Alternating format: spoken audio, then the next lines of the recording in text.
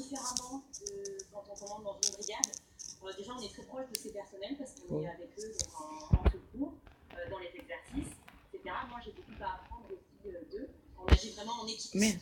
Voilà. Le niveau hiérarchique est secondaire, on va dire. Ce jour-là, il faut aller récupérer une fausse victime, 40 mètres en contrebas de cette cascade de glace. C'est un métier qui sort un peu Tu vas, toi, d'ordinaire et même si c'est en exercice, c'est toujours agréable d'être suspendu au milieu de la glace et au milieu du vide. C'est beau. Sous ses ordres, 12 gendarmes, des experts des milieux périlleux. Elle est dynamique, elle va être exigeante avec nous, donc on saura répondre à ses attentes et comme on le ferait avec un autre capitaine. N'hésite pas à nous dire quand il y a des passages un peu plus dangereux que les autres. J'aborde un passage plus étroit, donc je me décale légèrement à gauche. C'est les qualités décisionnelles de chef qu'il faut avoir en premier. Ensuite, aimer aussi le milieu montagnard et le connaître. C'est le cas de Sarah Chepi. Entraînement, garde secours. Depuis 2 mois, sa nouvelle vie est ici à Saint-Sauveur-sur-Tine. Au PGHM, la routine n'existe pas. Les mêmes proscrits. L'attente qu'on a dans l'hélico avant d'arriver sur le secours, sur la victime, c'est sûr que c'est un petit peu grisant. Après, c'est un métier où il faut toujours garder les pieds sur terre parce qu'il faut. C'est un métier dangereux. Sarah Chepi a gravi les échelons de la gendarmerie sans jamais délaisser sa vie de famille. Une accomplie, aussi à l'aise sur terre que dans les airs. J'ai pas les flèches. À Paris, la préfecture de police a prévu un dispositif important autour de la place de la République. 2 Je semaines après l'interpellation du jeune Théo à Aulnay-sous-Bois, un rassemblement de soutien au jeune homme est prévu à partir de 15h cet après-midi. Dans cette affaire, vous le savez, un policier est accusé de viol, 3 autres de violences volontaires. Bonjour Lison Boudoul, après les incidents des derniers jours, les forces de l'ordre ont décidé de prendre leurs précautions. Oui, il y a des contrôles nombreux dans tout le quartier, vous le voyez bien. Il y a aussi déjà des véhicules de la police et de la gendarmerie positionnés dans toutes les rues adjacentes qui mènent à la place de la République. Et le dispositif de sécurité prévu par la préfecture de police va être conséquent et adapté à la situation. Il va monter en puissance petit à petit au fur et à mesure que les gens arriveront sur cette place de la République d'ici 1 heure, je pense. Et si les circonstances le demandent, eh bien, il y a aussi prévu un périmètre d'isolement de cette place. Parce que l'inquiétude des forces de l'ordre pour cet après-midi, eh bien, c'est bien sûr que ce rassemblement dégénère avec des débordements provenant de casseurs difficilement contrôlables. Donc, dans ce contexte de tension potentielle, eh bien, les associations qui sont à l'initiative de ce rassemblement, qui se veut pacifiste, il faut le répéter, eh bien, ont lancé un appel au calme, tout comme Théo, le jeune homme victime d'un viol, et sa famille. Merci beaucoup Lison. Et puis j'ajoute que ce matin, Marine Le Pen s'est exprimée sur cette affaire. Elle demande l'interdiction de ces manifestations contre les violences policières.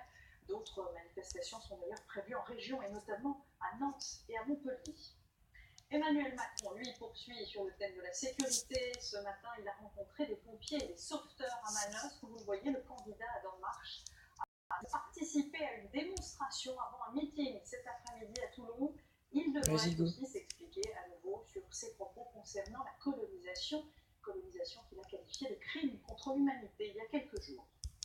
Autre candidate anti-système à cette présidentielle, Nathalie Arthaud, qui se présente pour Lutte-Ouvrière pour la 2e fois consécutive. La professeure d'économie et de gestion revendique évidemment l'héritage d'Arlette Laguillet. Marie Croxel et Florian Legoïc ont passé une journée à ses côtés à Poitiers. Regardez.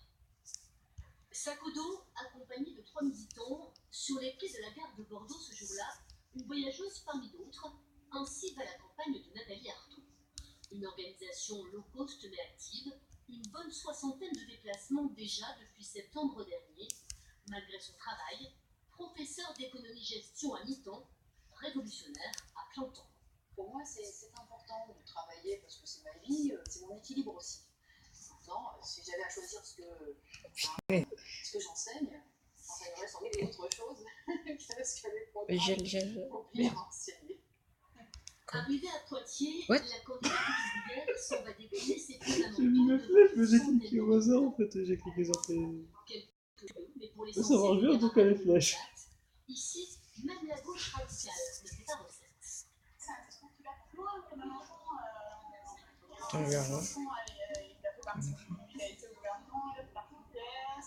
Il y a par exemple une autre candidate qui défend les travailleurs, qui défend nos intérêts, qui pointent du doigt quels sont les responsables dans cette société. C'est la seule organisation qui est à même aujourd'hui de construire un parti ouvrier dans ce pays.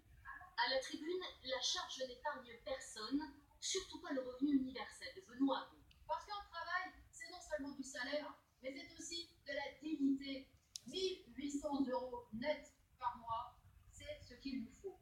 Autre mesure phare, l'interdiction des licenciements dans les entreprises qui font des bénéfices, des revendications, pas un programme de gouvernement. Nous n'aspirons pas à prendre la tête de ce système, il est basé sur l'exploitation et sur l'oppression. Nous voulons le renverser.